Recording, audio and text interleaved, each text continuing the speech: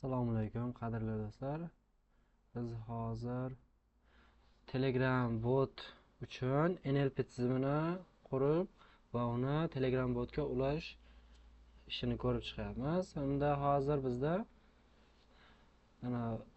bizda ikkita qismi bor. Telegram botni o'zi tayyor va endi bizda NLP qismini quramiz. Hozir biz boshlang'ich umumiy tushunchalarni ko'rish uchun prezentatsiyada uni tushuntirib o'taman. Keyin Telegram botni o'zi va NLP qisqa tizimiga ikkiga bo'ladigan bo'lsak, xo'sh, Telegram bot bizda bor.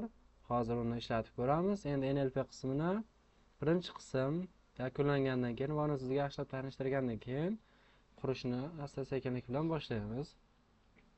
Xo'sh, biz hozir Telegram botga o'tadigan bo'lsak, mana hozir bizda buni qilingan, ranga ishlab turibdi. Endi bu sodda albatta. Endi harakatga qarab buni qilaveramiz. Endi mana bizniki UZMLabot degani shunchaki ular. Endi bunga start berib ko'ramiz.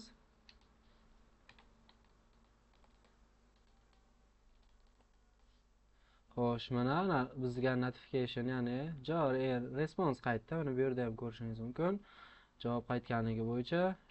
Endi bu Telegram botni umumiy ishlashi, biz biron bir so'z yozamiz, o'zbekcha albatta. Biron bir so'z yozganimizdan keyin u bizga xato yoki to'g'riligini aytadi. Ya'ni masalan, buni ko'radigan bo'lsak, mana salom deydigan bo'lsak, mana salom deb tagini katta harflar bilan, keyin uni to'g'ri deb tagini bitishga ham chiqardi. Bu bizga grammatikani to'g'rilash uchun foydali. Xo'sh, keyingisi mana. Keyin yana bittani qiladigan bo'lsak, uni salom deb ikkitami yozilib ketadigan bo'lsa, albatta bu ko'pchilikda uchraydi. Yana bizga mana recommendation chiqarib berdi, ya'ni tavsiyalar. Xo'p, salom degan so'z yo'q ekan bizning bazamizda. Aniqrog'i mana X bilan ko'rsatib turibdi. Keyin mana qanaqangiz so'zlar bor ekan, salom degani bor ekan, yana saldom degani bor ekan. Albatta, keyin oxirida salomdek o'zimizga kerakli so'zlar bor. Bu tepadagi ikkitasi uni o'zbekchadagi qaysidir ma'nolarni anglatadi, ya'ni o'tgan zamondagilarni ham aniqlashimiz mumkin. Keyin mana yana ko'radigan bo'lsak, xo'p, telefon deydigan bo'lsak, mana telefon deb chiqarib turibdi. Mana keyin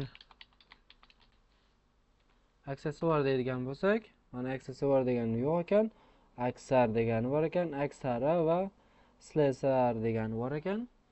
Va bu hozircha Telegram botimiz javob qaytarib respons harakatini qilib turibdi. Uni keyin bu yerda ham ko'rishingiz mumkin. Xo'sh, bu yerda bizda uni kod qismini tushuntiradigan bo'lsak, asosiy main bu funksiyasi bor va bizda umumiy algoritmlar yoziladigan bo'lsa, keyin bizda oxirgimiz bazamizga kelib tushadi. Ma'lumotlarimiz bor. Keyin mana bu yerdan a harfi bor, abadilashmoq. Va shu tariqa ketaveradi va bu yerda taxminan bizda 30 mingdan ziyod so'zlarimiz va datamiz bor va bu bizga foydali. Keyin yana bu bizdan rel harfi degani bu bizda bu shart emas. Requirements bu oddiy Telegram botimizning umumiy kutubxonalari, qaysi funksiyalari, qaysi ularga borib Telegram bot bilan ulanishi uchun va ularni HTTP yoki tokenni olib ulash uchun kerakli bo'lgan kutubxonalar. Bu bizga asqotadi. Endi bu yerda umumiy tushuntirilishi. Xo'p, keyin docker fayl kerak emas hozircha. Keyin asosiy bu yerda qilinadigan vazifalarimiz. Mana bu yerda start command bu yerda soddana qilingan va login qilib kutubxona o'rnatilgan. Keyin bu yerda bizning Telegram botimiz bilan ulanishi uchun bizga tokenimiz, ya'ni ulanadi. Keyin bizda mana bu funksiyada command keladi. Agar start funksiyasini qo'llanadigan bo'lsa, ya'ni slash bilan, keyin bizga mana shu funksiyasini ishlab ketadi. Mana send welcome degan. Yana await message .reply. Agar mana shu start komandasi kelsa, mana bu funksiya to'liq ishlaydi. Keyin bizga mana bu reply deb mana bu qavsning ichidagi ma'lumotni qaytaradi va bu albatta bizga ma'lumot qaytaradi. Yana mana boshida ko'rishimiz mumkin. O'zgartib qo'yadigan bo'ladi. Keyin mana rasm degani bor. U rasm hozircha shart emas, u boshqa narsa. Help degani bor. Mana help deb yozib ko'ramiz. Mana slash help deb ko'radigan bo'lsak, mana bizga boshqacha javob berdi. Mana botdan foydalanish uchun biror so'z yuboring degan. Ya'ni biz kerakli so'zlarni yuboramiz. Xo'sh, mana ko'rinib turibdi. Keyingisi esa message. Ya'ni xohlagan tepadagi komandalardan boshqa so'z yuboradigan bo'lsak, bizga responsible to'g'ri qiladi va bizga tepadan boshqa papka, boshqa fayldagi asosiy algoritm va ishlab turadigan funksiyalarga yo'l yuboradi va ulardan javob qaytarib, uni kerakli shaklga plus yoki yana xatolik haqida qizil x bilan javob qaytaradi. Mana answer deb. Mana bu kerakli narsalar. Xo'sh, bu shart emas. Mana check word degani bor. Check word esa uni so'zlarni tekshirib olamiz. Mana matches deb. Mana bu yerda mana qayerdan deyapti. Mana check word degani check yani kelayotgan so'zni tekshiradi. Bazamizga qara, mana qayerdan kelyapti? Uzwords papkamiz mana bu yerdan kelyapti. Keyin shu yerdan kelayotganligi uchun keyin ichidan import qil deyapti. Mana words degan so'zni. Ya'ni wordsimiz ana tepada turibdi mana. Eng qisqa shunchaki bu mana o'ni qaus ichiga olib qo'yilgan so'zlar. Buni albatta mana boshqa SQL datalariga o'tkazishimiz mumkin. PostgreSQL, MySQL va boshqalari. Endi hozircha shu ko'rinishda turibdi. Keyingisi mana shunday keladi. Tekshiradi if wordimiz kelayotgan match bizlar yuborgan narsamizga aniqladigan bo'lsa, ichida bo'ladigan bo'lsa, true qaytaradi va o'sha bizlar to'g'ri so'z yuboradigan bo'lsak, wordni o'zini qaytarib yuboradi. Va keyin bizda esa notanishlik so'zlar bor. Mana kirilchalarda ana h bor bilan mana x, yana qattiq bilan yumshoq degan ma'noda bularni ham albatta qilib oladi. Bu h ni esa uni oddiy x ga qilib oladi. Bir-biri bilan almashtirib qilaveradi. Albatta bu kirilcha harf keladigan bo'lsa, shuni o'zbekchaga translyatsiya qilishda qiynalmaydi. Xo'p, hozircha shu bizda. Bu esa bizga o'rnatiladigan papkalarimiz desak ham bo'ladi. Xo'sh, hozircha shu. Keyinda bizning umumiy Telegram bot qismimiz tayyor bo'ldi. Xo'sh, bundan ko'radigan bo'lsak, keyingisi esa NLP tizimini qurish. Ya'ni bizda buni umumiy maqsadi, loyihaning asosiy maqsadi foydalanuvchi bilan erkin muloqot qila oladigan bot yaratish. Ya'ni biz oddiy so'z tekshirib o'tirmaymiz, ya'ni butun bir fayl, ya'ni matn kiritishimiz mumkin. Matn kiritganimizda bugun havo issiq degan matn kiritishimiz mumkin va bu klaviaturada kiritayotganimizda qaysidir so'zi yoki yana qilishda noaniqlik bo'ladigan bo'lsa, shuni kirib tekshirib olsak bo'ladi. Ya'ni API'lardan foydalanmaymiz, tashqi kutubxonalar, boshqalardan foydalanmay, hammasini o'zimiz bazamizga ishongan holda o'zimiz algoritmlarimizni yozib chiqamiz.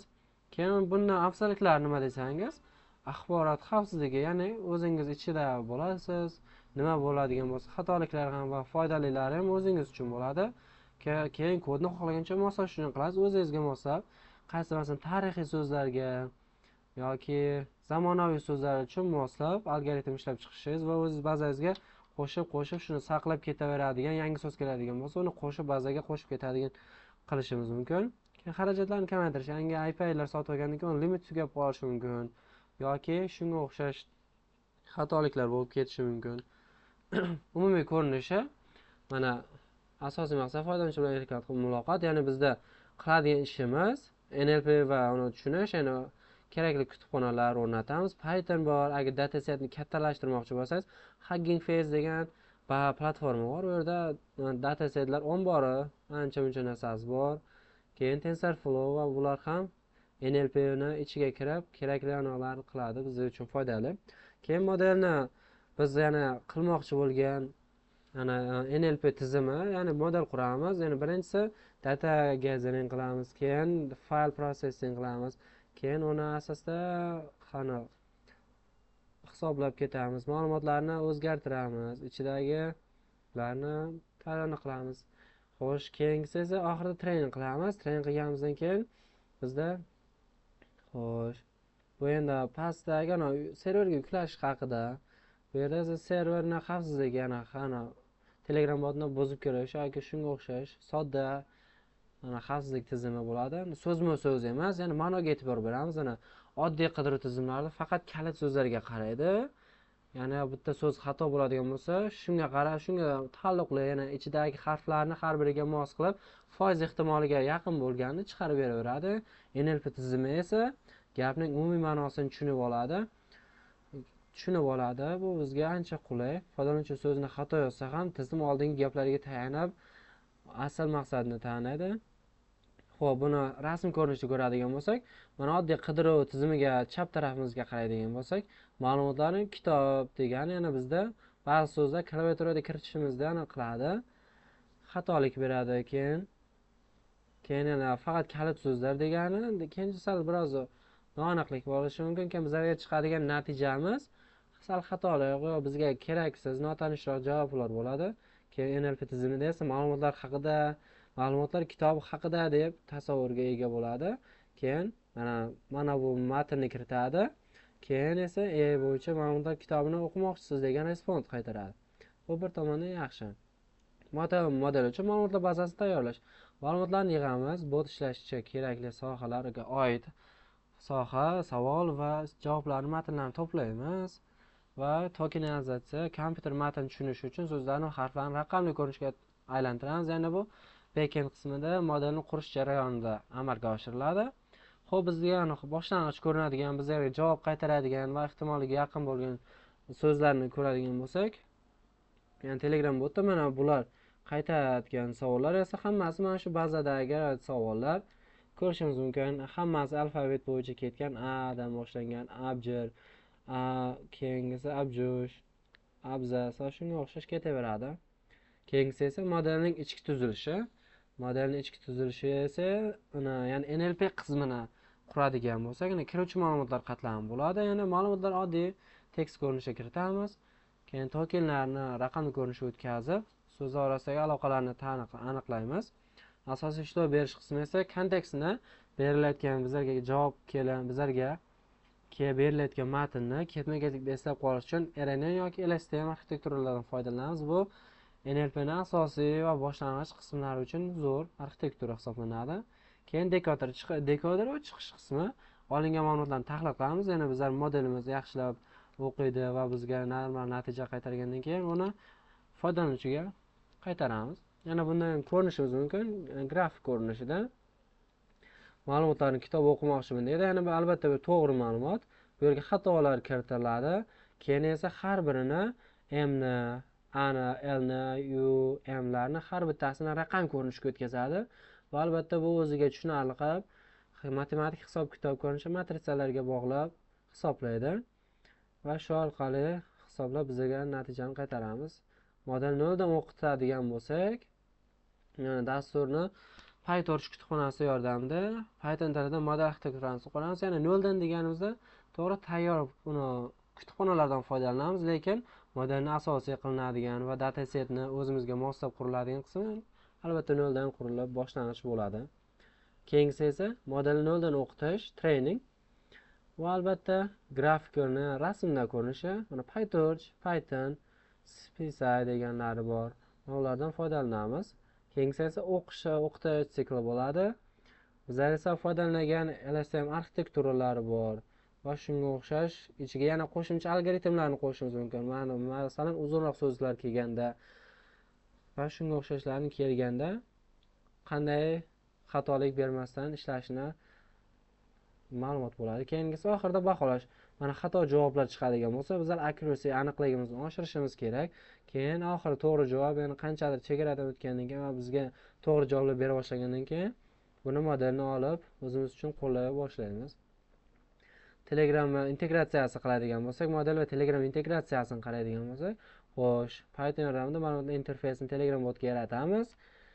Xo'sh, keyin foydalanuvchi xabar yozadi. Albatta xabar matn ko'rinishida, turli xil ko'rinishda bo'ladi. Keyin bot buni qabul qiladi va bugun havo quyoshli va issiq bo'ladi degan bo'lsa, mana shu yerda foydalanuvchi yuboradi. Mana shu yerda quyoshli deganda s tushib qolsa, h tushib qoladigan bo'lsa yoki boshqacha ko'rinishda quyosh emas, umuman boshqa narsa mashina deyadigan bo'lsa, matn bugun albatta o'qidi, modulni javob tayyorlaydi. Keyin bu yerda quyosh mashina emas, albatta quyosh yoki havo, issiq, qaynoq degan shunga taalluqli matnlarni so'zni garantiya qilib yana foydalanuvchiga qaytaradi.